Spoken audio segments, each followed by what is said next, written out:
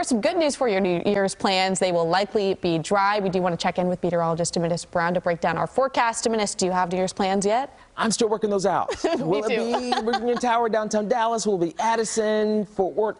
There's a lot going on. There's so much going on. This will be my first New Year's here in the Metroplex in North Texas. So make it memorable.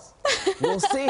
How about I do it all? There you go. We'll see. We'll see about that. But hey, if you do have plans as we head toward New Year's Eve night, here's your forecast. 10 o'clock, partly cloudy.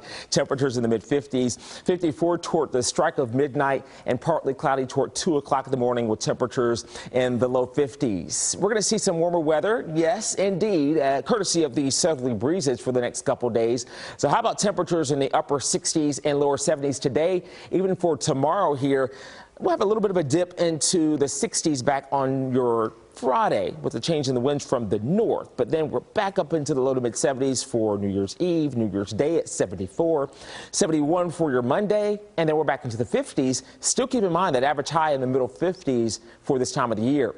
Yeah, another cold front will move in, and that means a chance of showers and storms into early next week. Right now, the temperatures are warming up very nicely and quickly. 50s in Dallas and McKinney. How about Denton, 59, 57 in Fort Worth. Some low to mid 60s farther to the west, even farther to the south at Corsicana, even Palestine at 63 degrees. So heading out and about today, the temperatures will continue to rise into the upper 60s and lower 70s. But you'll notice with this travel forecast, I have the timeline in the orange. It means fair. But I want to alert you to the winds, okay? There's going to be windy at times, so have both hands on the steering wheel, especially if you have a high-profile vehicle. Let's be careful out there. And also be mindful of your trash can, all right? If it's loose in the yard, if any decorations still out there for Christmas, they're likely going to end up in the neighbor's yard because we're expecting the winds to gust to about 30, 35 miles an hour or so as we continue pushing through the afternoon and for your evening. Hold on to your hats as we continue going through the day.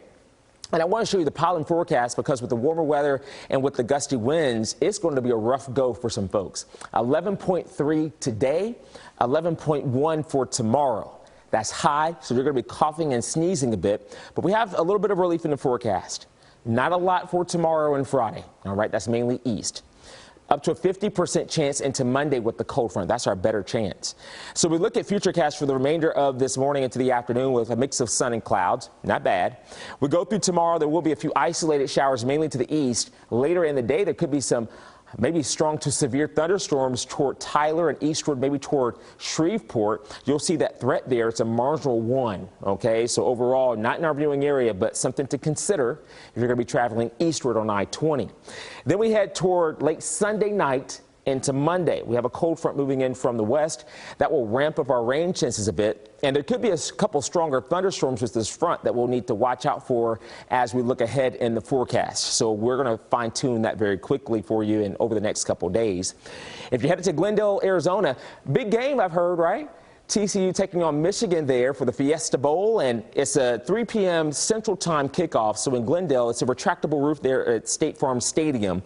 But if you're traveling, temperatures in the 60s, mid-60s, under partly to mostly cloudy skies.